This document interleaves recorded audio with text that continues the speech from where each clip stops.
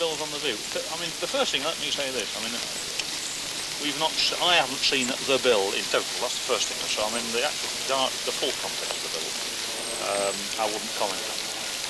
Things like, let's say, the right to silence, or the sort of the comments that could be made if someone doesn't say anything during police questioning. There are dangers of that, and I would acknowledge it. Putting myself on, let's say, the other side of the table as a suspected person, there are dangers of assuming because someone doesn't answer a question or wants to remain silent that they're guilty. The thing is, I would say that now, one of the things that we're going through at the moment, we're going through quite a lot of change in relation to the way that we interview people. Because now we are realising that, first of all, we are not a judge and jury.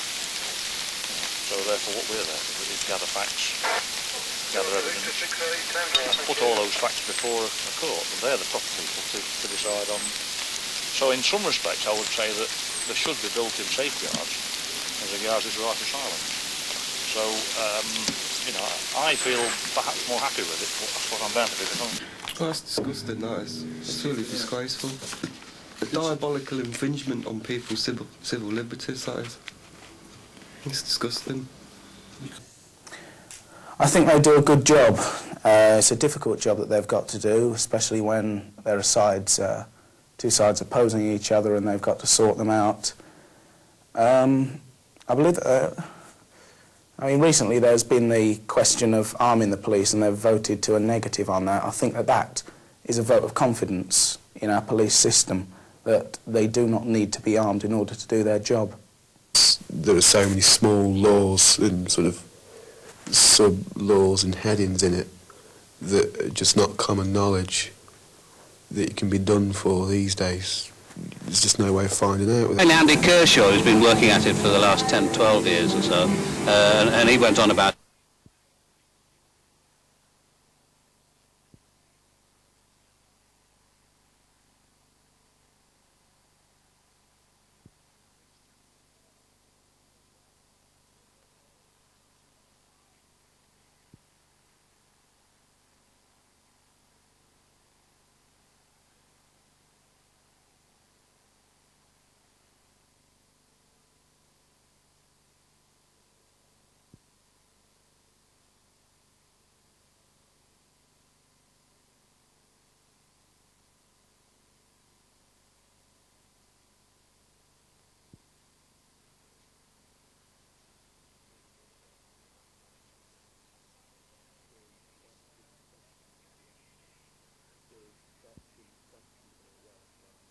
being stopped and questioned about where I'm going and what I'm doing without any explanation of why.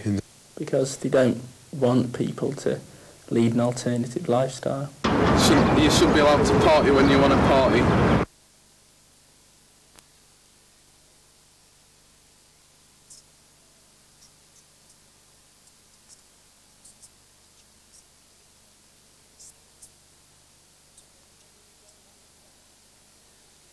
They say we don't understand them.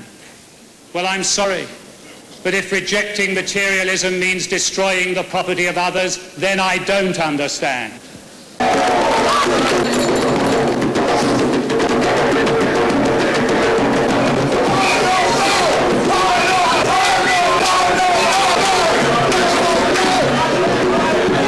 Doing your own thing means exploiting the social security system and sponging off others, then I don't want to understand.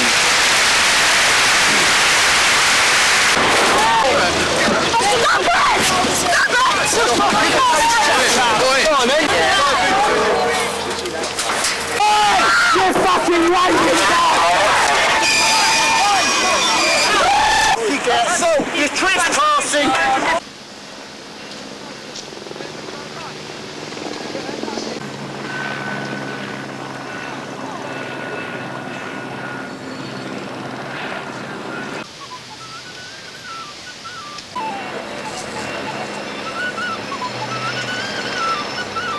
A lot of the things I enjoy doing in my way of life have instantly overnight become criminalised. Well, I think the biggest way forward is by people getting together and organising things that the Criminal Justice Bill has attempted to ban and doing them anyway.